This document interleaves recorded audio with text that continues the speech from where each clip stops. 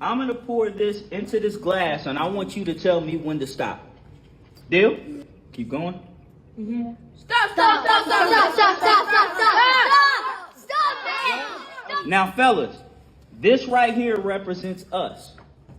And what happens is we take in everything that we experience throughout the day, right? But because us as young men, we keep it in, listen, fellas, trying to be tough, we don't let it out, we don't talk about it, we keep it in. What eventually happens? You overflow. We overflow and then we make a mess. So as young men, we have to find safe places that we can talk about what we are going through and what we're feeling. How did it happen for the video to get out there? Well, we do a lot of work, and I've been a mentor for over 10 years back home in Lexington, Kentucky, and we do a lot of work with young people who've been impacted by gun violence. Mm-hmm. And so when we come into these schools, we understand that teachers have a mandate to teach, so they don't have the bandwidth to focus on a lot of issues that our kids need to hear about. And so we come in, we talk about financial literacy, we talk about conflict resolution, and we talk about mindfulness. And I think that that's an important lesson because what I'm seeing is a lot of young adults are acting out because of suppressed and untreated trauma. So how do we start at a young age to get these kids to talk about things that they're dealing with? Talk about it. Because we taught as young boys, be tough. You fall down, hurt yourself, get up, you'll be all right. Right? And so we're taught that being a man is to keep our feelings inside when really being a man is being able to express yourself in and a human. Way. That's right. On top of it. That's right. That's for sure. Because we're all human, man, female, whatever you identify as, right?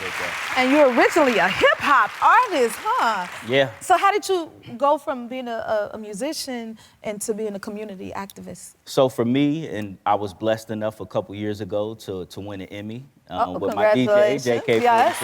All right.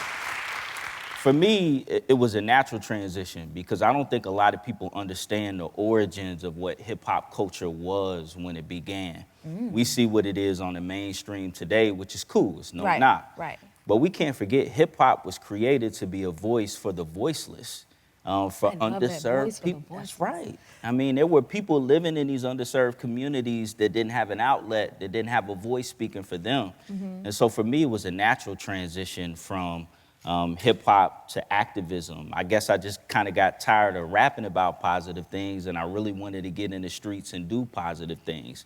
So for me, it was a natural transition. Great. Okay, tell me about some of the work that you do with the kids at Lexington. So I work for an organization called ONE Lexington. I was appointed by the city's mayor to address gun violence. And as many of you probably know, post-pandemic, we saw a huge spike in gun violence all over the country. And so no different in Lexington, Kentucky. And so she appointed me to address that. And so we kind of tackle it from two different angles. One is intervention, which is how do we respond to people that's been impacted by gun violence? Because oftentimes people lose loved ones, their house gets shot up, and nobody really follows up and sees about them, right? It's that untreated trauma. So how do we as a society respond? But then the other part is prevention. How do we focus on the root causes of gun violence to keep these young people from even getting in the cycle? Right. And what we found is a lot of the stuff we were protesting in the streets about in 2020 are the root causes of the violence that we're seeing. It's racial inequities, it's education, it's economic disparities, it's food insecurity, it's untreated trauma. Right. And so for us, we tackling all of that in Lexington, and we're doing really good work bringing the community together to address it. That is so awesome. If you like this video, smash that like button and subscribe to the Jennifer Hudson Show YouTube channel. Check your local listings or visit jenniferhudsonshow.com to see when you can watch full episodes in your area. And don't forget to sign up for the newsletter.